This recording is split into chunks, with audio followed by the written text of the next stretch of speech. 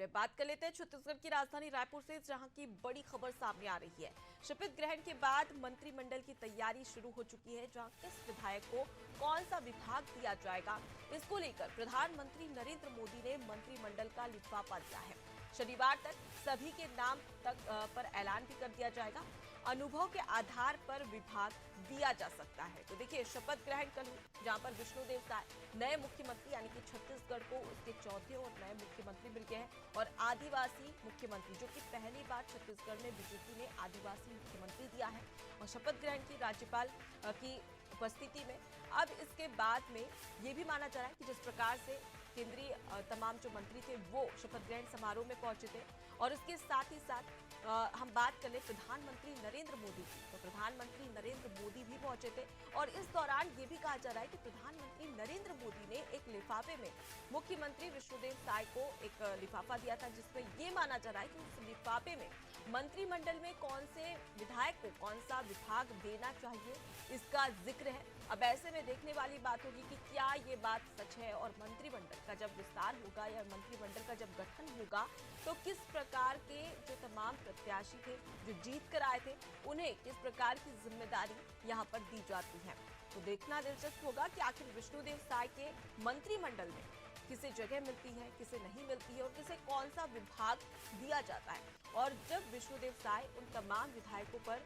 कहीं ना कहीं अपना विश्वास जताते हैं, तो वो विश्वास पर वो तमाम जो विधायक हैं वो किस प्रकार से खड़े उतरते हैं, और साथ ही जो जिम्मेदारी उन्हें सौंपी गई है उसका क्रियान्वयन और निर्वहन किस प्रकार से किया जाता है।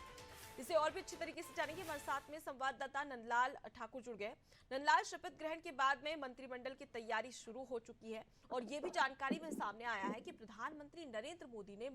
मंत्रिमंडल का लिफाफा दिया है। अब इससे क्या समझा जाए कि छत्तीसगढ़ में जो सत्ता का क्रियान्वयन होगा वो उसका जो रिमोट होगा वो क्या केंद्र के पास होगा? जी अनुपमा, जिस प्रकार से कल शपथ ग्रहण समारोह हुआ और विष्णुदेव साय को केंद्र के तमाम मंत्रियों की मौजूदगी पर और राज्यपाल के द्वारा शपथ ग्रहण कराया गया, और अंततः एक गुप्त रूप से लिफाफा भी छोड़ा गया है, ऐसा है। और जिस पर जो नए मंत्री हैं उनका नाम उसमें शामिल है, और ये भी देखा जा रहा है कि किस प्रकार से सामने जो बचे कुछ दिनों है उसमें 16 दिसंबर तक मंत्रियों को भी शपथ ग्रहण कराया जाएगा, और मंत्रिमंडल की एक साय की कैबिनेट की वहां पर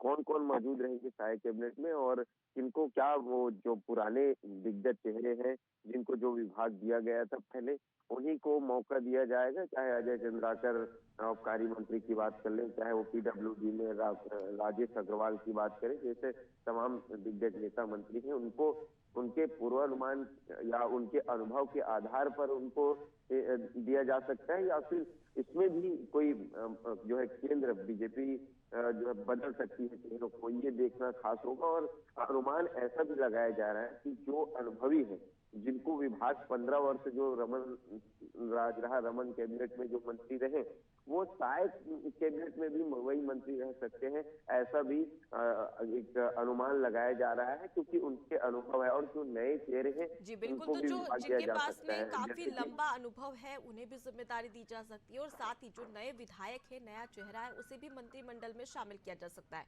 मैं लौटूंगी नंदलाल आपके पास, आगे भी आपसे खबर पर अपडेट लेंगे। तो देखिए, शपथ ग्रहण कार्यक्रम के बाद में अब मंत्रिमंडल को लेकर चर्चाओं का दौर शुरू हो चुका है। आखिर किस विधायक को कौन सा मंत्रिमंडल दिया जाएगा, कितने नए चेहरे को नई जिम्मेदारी दी जाएगी, और अनुभव के साथ में तमाम जो मंत्री होंगे, जो मंत्री बनेंगे, वो किस प्रकार से अपनी जिम्मेदारी को निभा पाते